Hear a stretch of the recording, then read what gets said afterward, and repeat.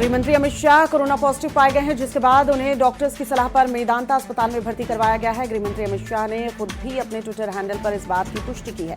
उन्होंने बताया है कि शुरुआती लक्षण दिखने के बाद उन्होंने कोरोना टेस्ट करवाया था, रिपोर्ट पॉजिटिव आई है।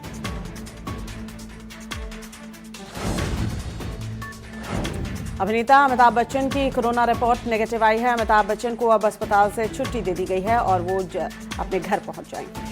अभिषेक बच्चन ने ट्वीट कर सोशल मीडिया पर जानकारी दी।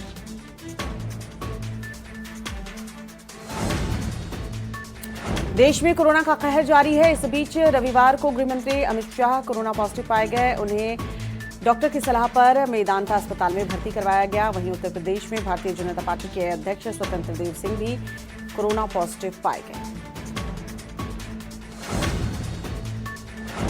यूपी में कोरोना संक्रमण विकराल रूप लेता जा रहा है। प्रदेश सरकार में कैबिनेट मंत्री महेंद्र सिंह कोरोना पॉजिटिव पाए गए हैं। उन्हें लखनऊ में पीजीआई में भर्ती करवाया गया है। जानकारी मिली है कि वो शिवराज सिंह के लखनऊ दौरे के वक्त उनके साथ थे।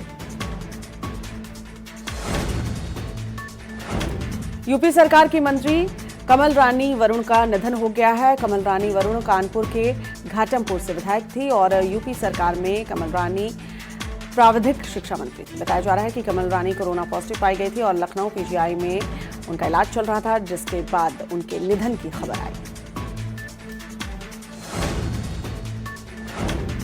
अयोध्या में राम जन्मभूमि परिसर पर जहां प्रधानमंत्री नरेंद्र मोदी 5 अगस्त को राम मंदिर निर्माण को लेकर भूमि पूजन करने वाले हैं, उस स्थान पर ताबड़तोड़ अंदाज में तैयारी चल रही है। भूमि पूजन को अब बस 3 दिन ही बचे हैं। 5 अगस्त को अयोध्या पहुंचकर प्रधानमंत्री मोदी राम मंदिर की आधारशिला रखने वाले हैं। ऐसे में अयोध्या में तैयारियां जोर शोर से चल रही हैं। भूमि पूजन के लिए पंडाल तैयार हो गया है और कार्यक्रम स्थल की तैयारियां भी लगभग पूरी हो चुकी हैं।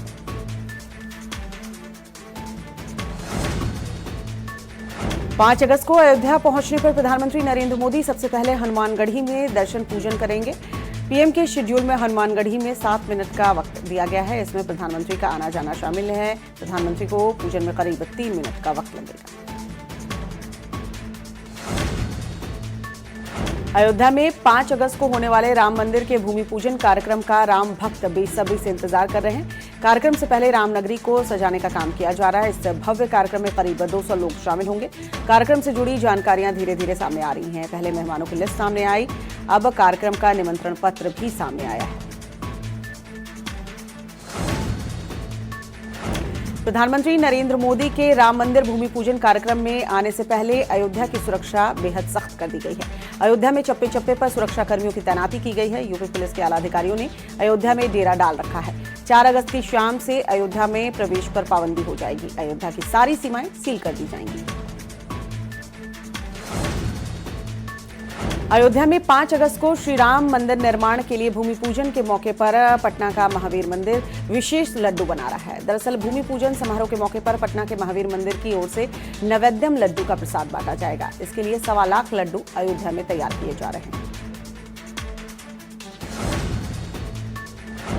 अयोध्या में राम मंदिर निर्माण को लेकर भूमि पूजन की तैयारियां जोर शोर से चल रही हैं। इसके लिए पूरे शहर को सजाया जा रहा है। साथ ही धार्मिक नगरी अयोध्या को पीले रंग में रंगा जा रहा है। भूमि पूजन को लेकर लड्डू बनाए जा रहे हैं। अयोध्या में राम मंदिर निर्माण के लिए भूमि पूजन को लेकर तैयारी चल रही है। केंद्र की योजना है कि राम मंदिर का निर्माण कार्य शुरू होते ही शहर को धार्मिक, संस्कृति और पर्यटन नगरी के रूप में स्थापित किया जाए। अयोध्या में राम मंदिर निर्माण कार्य शुरू होते ही धार्मिक, पर्यटन और सांस्कृतिक तौर पर इसे बढ़ावा देने के लिए केंद्र सरकार ने विशेष प्लान तैयार किया है। भगवान राम की प्रतिमा का निर्माण समेत इन सभी कार्यों में 500 करोड़ रुपए से ज्यादा के खर्च होने की संभावना जताई गई। 5 अगस्त को श्री राम जन्मभूमि मंदिर का भूमि पूजन होना है, बल्कि सौहार्द मंच भी यहां पर सजेगा। राम मंदिर भूमि पूजन कार्यक्रम में सुन्नी सेंट्रल वक्फ बोर्ड के अध्यक्ष जफर फारूकी, अयोध्या के समाजसेवी पद्मश्री मोहम्मद शरीफ, बाबरी मस्जिद के पक्षकार इकबाल अंसारी आमंत्रित लोगों की सूची में शामिल हैं। राम मंदिर तीर्थ क्षेत्र ट्रस्ट को भगवान राम के वस्त्र सौंप दिए गए हैं। भगवान राम के पोशाक हरे रंग के मखमली कपड़े में नवरत्न जड़ित होंगे। भगवान राम के साथ लक्ष्मण, भरत, शत्रुघ्न और बजरंगबली के लिए भी एक जैसी पोशाक जो है तैयार करवाई गई है। पोशाक के साथ हरे रंग के पर्दे और बिछौना भी तैयार करवाया गया है। इन्हीं वस्त्रों को धारण करवाने के बाद प्रधानमंत्री नरेंद्र मोदी भगवान राम के दर्शन और पूजन करेंगे।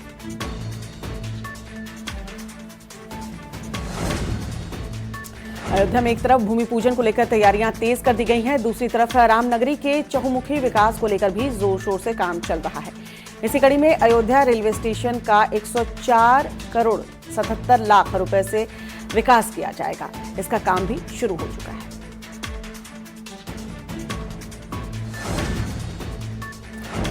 अयोध्या में राम मंदिर भूमि पूजन 5 अगस्त को होने वाला है। भूमि पूजन समारोह को लेकर तैयारियों का उत्साह चरम पर है। भूमि पूजन से पहले सज धज कर अयोध्या तैयार हो जाएगी। 3 अगस्त से अयोध्या के लोगों को घरों में दीप जलाने की अपील भी की गई है।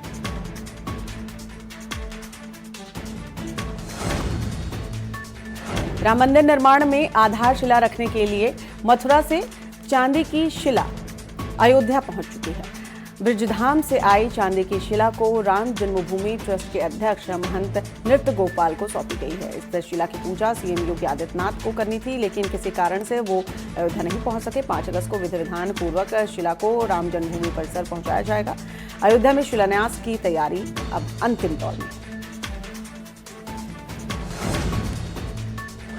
रक्षाबंधन पर उत्तर प्रदेश सरकार ने महिलाओं को तोहफा दिया है। मुख्यमंत्री योगी आदित्यनाथ ने यूपी परिवहन निगम की सभी बसों में महिलाओं को निःशुल्क बस यात्रा की सुविधा देने के निर्देश दिए। 2 अगस्त रात 12 बजे से 3 अगस्त रात 12 बजे तक निगम की सभी श्रेणी की बसों में महिलाएं निःशुल्क यात्रा कर पाएंगी। यही नहीं, जिन महिलाओं ने पहले टिकट बुक कराया था उनका पैसा वापस भी किया जाए। मेरठ में ट्रैक्टर ट्रॉली ने बाइक सवार युवकों को जोरदार टक्कर मार दी, जिसमें एक युवक के इलाज के दौरान मौत हो गई है। दूसरा युवक गंभीर रूप से घायल बताया जा रहा है। बाजपुर वन्यजीव प्रेमियों ने विलुप्त हो रहे पायथन प्रजाति के अजगर के 10 बच्चों की जान बचाने में सफलता हासिल की है। बाजपुर में नदी किनारे पाए गए अजगर के अंडों का सफल रेस्क्यू करने के बाद उनमें से नन्हे 10 अजगर निकलने शुरू हो गए। वन अधिकारियों ने कृत्रिम रूप से बनाए गए इनक्यूबेटर में अंडों को रखकर उनमें से प्रजनन कराने में सफलता पाई। हल्द्वानी में लापता हुए युवक का पुलिस अभी तक सुराग नहीं लगा पाई है। भीमताल के सुपी गांव से 20 जुलाई को एक युवक हल्द्वानी मंडी में फल सब्जी बेचने आया था, जो लापता हो गया। वहीं पुलिस ने सीसीटीवी फुटेज के आधार पर 3 लोगों को गिरफ्तार कर जेल भेजा है। रुड़की के पोहाना में एक अज्ञात वाहन की चपेट में आने से बाइक सवार की मौके पर ही मौत हो गई। मृतक राकेश चौधरी भगवानपुर के सुनहटी गांव का रहने वाला बताया जा रहा है, जो शाम को काम के बाद घर लौट रहा था, जिस दौरान तेज रफ्तार वाहन के चलते शख्स उसकी चपेट में आ गया और उसकी मौत हो गई। बहन और भाई के पवित्र रक्षाबंधन के पर्व को लेकर कासगंज जिला कारागार प्रशासन की ओर से उचित व्यवस्था की गई है। जिला कारागार की ओर से बहनों की सहूलियत को लेकर उन्हें कड़ी सुरक्षा के बाद भाई से मिलवाया जा रहा है। वहीं बहनों की तरफ से लाई गई राखियों को सैनिटाइज कर आगे पहुंचाया जा रहा है।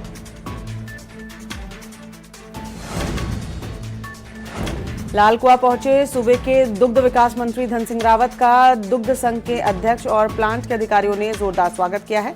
धन सिंह ने लालकुआं दुग्ध संघ के प्लांट का निरीक्षण किया। इस दौरान दुग्ध विकास मंत्री धन सिंह रावत ने बताया कि राज्य सरकार स्वरोजगार को प्रोत्साहन देने के लिए सबसे ज्यादा योजनाएं दुग्ध विकास विभाग के माध्यम से चला रही है।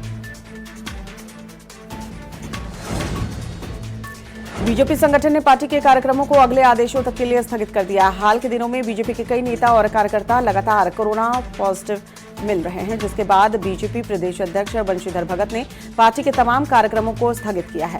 भगत सिंह के अनुसार कोरोना की स्थिति अगर सुधरेगी तो उसके बाद कार्यक्रम किए जाएंगे। पिथौरागढ़ में आपदा के हालात बने हुए हैं। ऐसे में पिथौरागढ़ के प्रभारी मंत्री अरविंद पांडे के अनुसार सरकार ने त्वरित कार्रवाई करते हुए आपदा प्रभावित जिलों में राहत पहुंचाई है। उनके अनुसार जो लोग आपदा प्रभावित जिलों में फंसे हुए थे उन्हें सुरक्षित जगहों पर पहुंचाया गया है। वहीं मंत्री के अनुसार जिन इलाकों से लोगों को पुनर्वासित किया जाना होगा उन्हें किया जाएगा।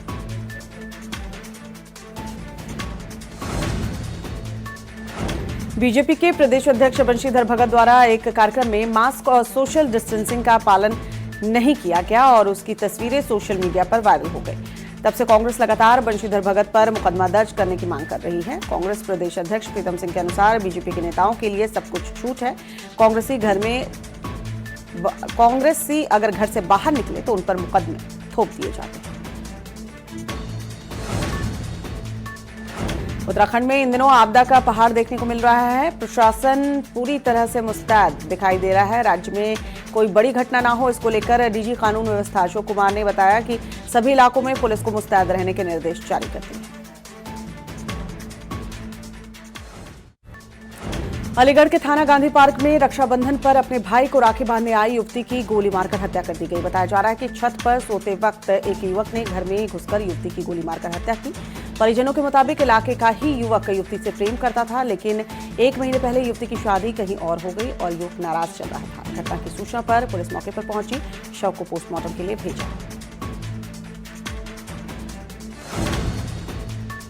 संभल में व्यापारी से लूट के बाद हत्या कर फरार बदमाशों से पुलिस की मुठभेड़ हुई, जिसमें बदमाशों की तरफ से फायरिंग में एक सिपाही घायल हो गया। हालांकि पुलिस ने एक आरोपी को गिरफ्तार करने में सफलता पाई। मौके का फायदा उठाकर एक बदमाश भागने में कामयाब रहा।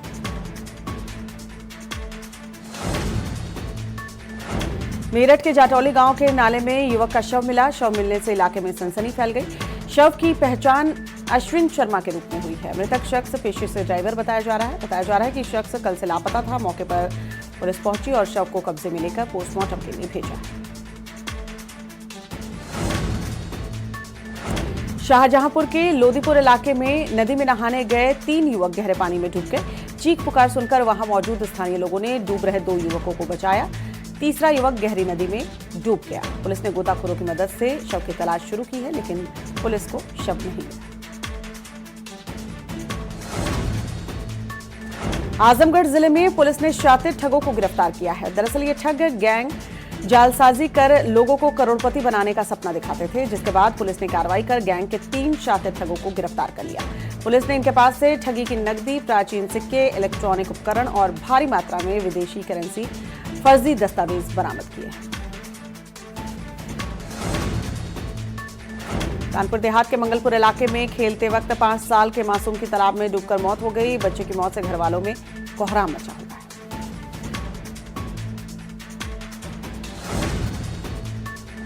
ऋषिकेश में दिन दहाड़े एक महिला को सम्मोहित कर उसके सोने के गहने चुराने वाले शातिर ठग को पुलिस ने गिरफ्तार कर लिया है। पुलिस ने आरोपी से महिला से ठगे हुए गहने और तमंचा बरामद किया है। आरोपी का साथी फिलहाल पुलिस के हाथ से दूर है। वहीं गिरफ्तार आरोपी से फिलहाल पुलिस पूछताछ कर रही है। कानपुर में अकेले रह रहे एक बुजुर्ग की धारदार हथियार से गला रेतकर निर्मम हत्या कर दी गई। लूट के बाद हुई वृद्ध की हत्या से ग्रामीणों की सूचना पर मौके पर पुलिस पहुंची। मामले की जांच फिलहाल पुलिस कर रही है। साड़ थाना क्षेत्र के वसीमा गांव की घटना बताई जा रही है।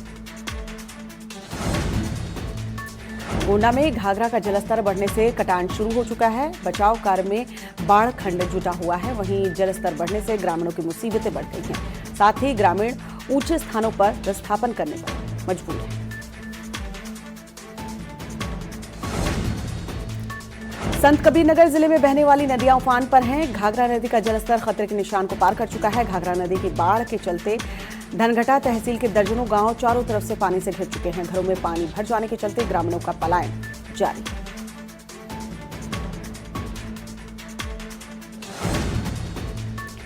लखीमपुर में बहने वाली घाघरा और शारदा का जलस्तर तेजी से बढ़ रहा है। बाढ़ से इलाके में तेजी से कटान हो रहा है। धौरहरा तहसील के रैनी गांव में बाशिंदों को खुद अपना ही आशियाना तोड़ने पर मजबूर कर रहे हैं। बाढ़ के चलते लोग दूसरे स्थानों पर विस्थापन कर रहे हैं।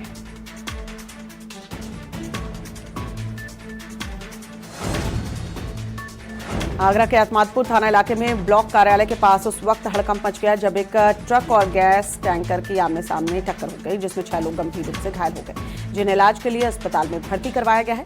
वहीं हादसे के बाद हाईवे पर पूरी तरह से जाम लग गया। कासगंज में एक डंपर ने सड़क किनारे खड़े बाइक सवार को टक्कर मार दी, जिससे कि बाइक सवार की मौके पर ही मौत हो गई। पुलिस ने मौके पर पहुंचकर शव को पोस्टमार्टम के लिए भेजा है।